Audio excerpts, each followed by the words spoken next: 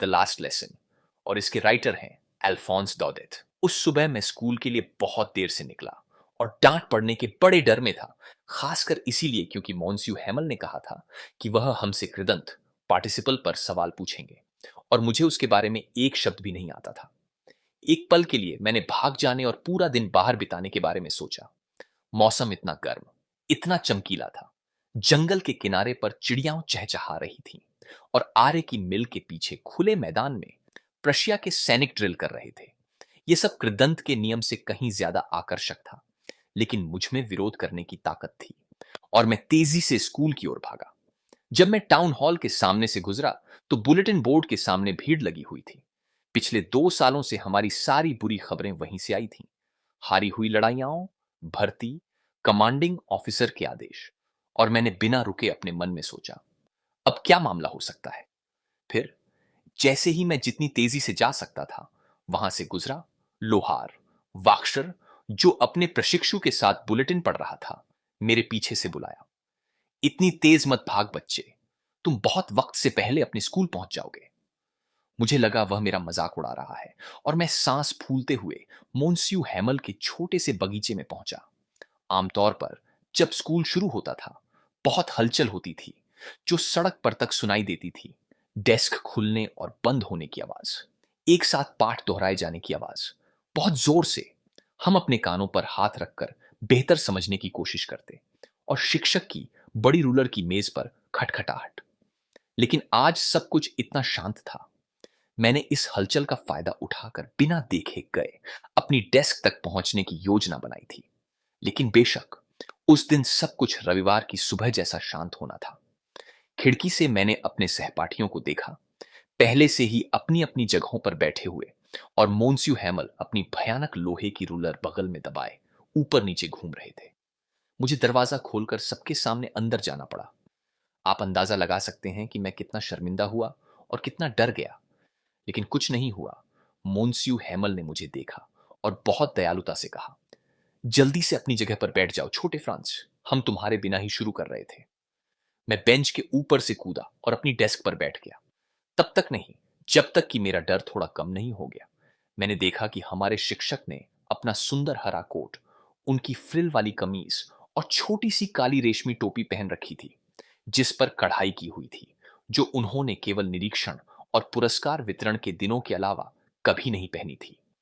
इसके अलावा पूरा स्कूल बहुत अजीब और गंभीर लग रहा था।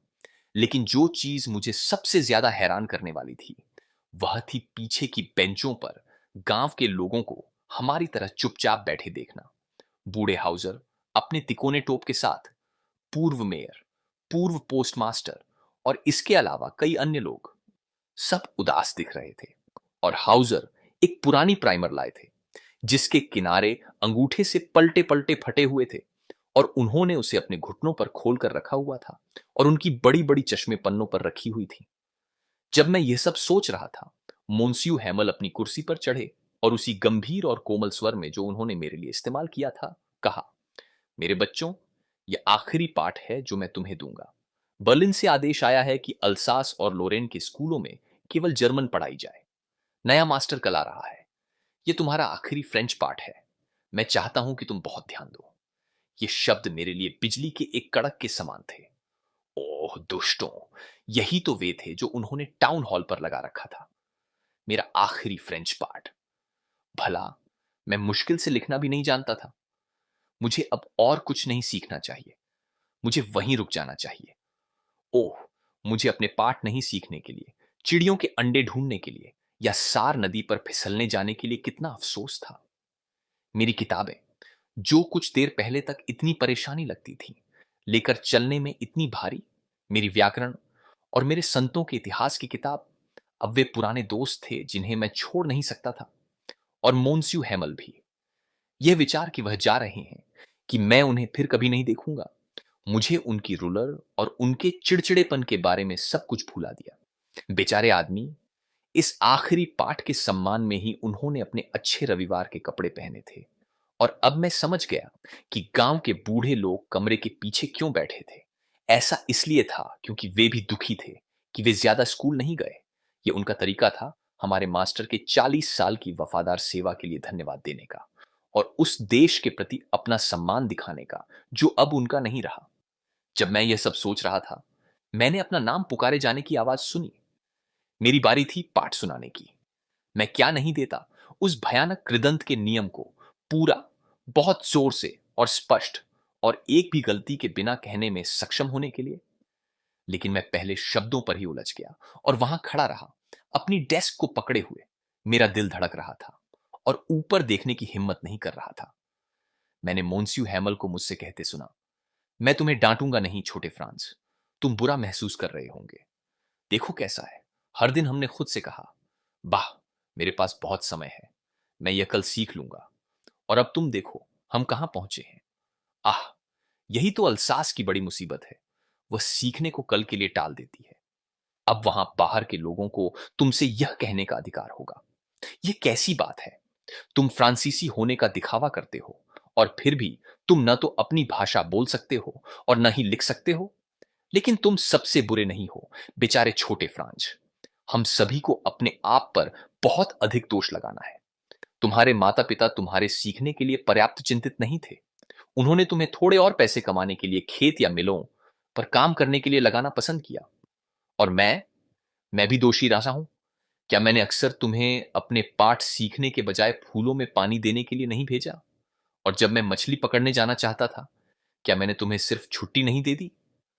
फिर एक चीज से दूसरी चीज पर मोन्स्यू हैमल फ्रेंच भाषा के बारे में बात करने लगे, ये कहते हुए कि यह दुनिया की सबसे सुंदर भाषा थी, सबसे स्पष्ट, सबसे तार्किक, कि हमें इसे अपने बीच सुरक्षित रखना चाहिए और कभी नहीं भूलना चाहिए। क्योंकि जब कोई जनता गुलाम बनाई जाती है, जब तक वे अपनी भाषा को मजबूती से थामे रहते हैं, यह ऐसा है जैसे उनके पास अपनी जेल की चाबी हो। फिर उन्होंने एक व्याकरण की किताब खोली और हमें हमारा पाठ पढ़कर सुनाया। मुझे यह देखकर आश्चर्य हुआ कि मैं इसे कितनी अच्छी तरह समझ गया। उन्होंने जो कुछ कहा वह इतना आसान लग रहा था। मुझे भी लगता है कि मैंने कभी इतनी ध्यान से नहीं सुना था और उन्होंने कभी इतनी धैर्य से सब कुछ समझाया नहीं था। ऐसा लग रहा था मानो बेचारे आदमी जाने से पहले हमें वह सब कुछ दे देना चाहते थे जो वे जानते थे, और उसे एक ही झटके में हमारे दिमाग में डाल देना चाहते थे। व्याकरण के बाद हमारा लेखन का पाठ हुआ। उस दिन मोन्स्यू हेमल के पास हमारे लिए नए कॉपी थे, एक सुंदर गोल हाथ से लिखे हुए, फ्रांस, अल्सास, फ्रांस, अल्सास। वे छोटे झंडों की तरह लग रहे थे जो कक्षा में हर जगह तैर रहे थे, हमारे डेस्क के ऊपर लगी रॉड से लटके हुए। तुम्हें देखना चाहिए था कि कैसे हर किसी ने काम शुरू किया और कितना शांत था। एकमात्र आवाज कागज पर कलमों की खरोंच की थी। एक बार कुछ भृंग अंदर उड़ाए, लेकिन किसी ने भी उन पर ध्यान नहीं दिया। सबसे छोटे बच्चों ने भी नहीं, जो अपने मछली के कांटों का पता लगाते हुए सीधे काम करते रहे, मानो वह भी फ्रेंच हो। छत पर कबूतर बहुत धीरे से गुटरगू कर रहे थे और मैंने अपने मन में सोचा, क्या वे उन्हें जर्मन में गाने पर मजबूर करेंगे, यहां तक कि कबूतरों को भी। जब भी मैं अपने लेखन से ऊपर देखता तो मोन्स्यू हैमल को अपनी कुर्सी पर बिल्कुल गतिहीन बैठे देखता, और पहले एक चीज को फिर दूसरी को देखते हुए, मानो वह अपने दिमाग में यह स्थिर करना चाहते थे कि उस छोटे से स्कूल कक्ष में सब कुछ कैसा दिखता था। कल्पना करो, 40 साल से वे उसी जगह पर थे। खिड़की के बाहर उनका बगीचा और उनके सामने कक्षा, बिल्कुल ऐसे ही, केवल डेस्क और बेंच चिकनी हो गई थी। बगीचे में अखरोट के पेड़ लंबे हो गए थे और होप वाइन, जो उन्होंने खुद लगाई थी, खिड़कियों से लेकर छत तक लिपटी हुई थी। ये सब छोड़कर जाने से उनका दिल कितना टूटा होगा बेचारे आदमी। ऊपर के कमरे में अपनी बहन को उनके संदूक पैक करते हुए सुनना, क्योंकि उन्हें अगले दिन देश छोड़ना था। लेकिन उनमें हर पाठ को आखिर तक सुनने का साहस था। लेखन के बाद हमारा इतिहास का पाठ हुआ और फिर छोटे बच्चों ने अपना बा बे बी बो बू का जाप किया। नीचे कमरे के पीछे बूढ़े हाउजर ने अपना चश्मा लगा लिया था और अपनी प्राइमर को दोनों हाथों में पकड़े उनके साथ अक्षरों का उच्चारण कर रहे थे। आप देख सकते थे कि वह भी रो रहे थे। उनकी आवाज भावना से कांप रही थी और उन्हें सुनना इतना मजेदार था कि हम सभी हंसना और रोना चाहते थे। आह, मुझे वह आखिरी पाठ कितनी अच्छी तरह याद है। अचानक चर्च की घड़ी ने 12 बजाए। फिर एंजेलस की घंटी बजी। उसी समय ड्रिल से लौटते प्रशिया सैनिकों की तुरहियां हमारी खिड़कियों के नीचे से बजने लगी। मोन्स्यू हैमल अपनी कुर्सी पर बहुत पीले पड़े हुए खड़े हो गए। मैंने उन्हें कभी इतने लंबे नहीं देखा था। मेरे दोस्तों, उन्होंने कहा, मैं लेकिन किसी चीज ने उनका गला रोन दिया। वे आगे नहीं बढ़ सके।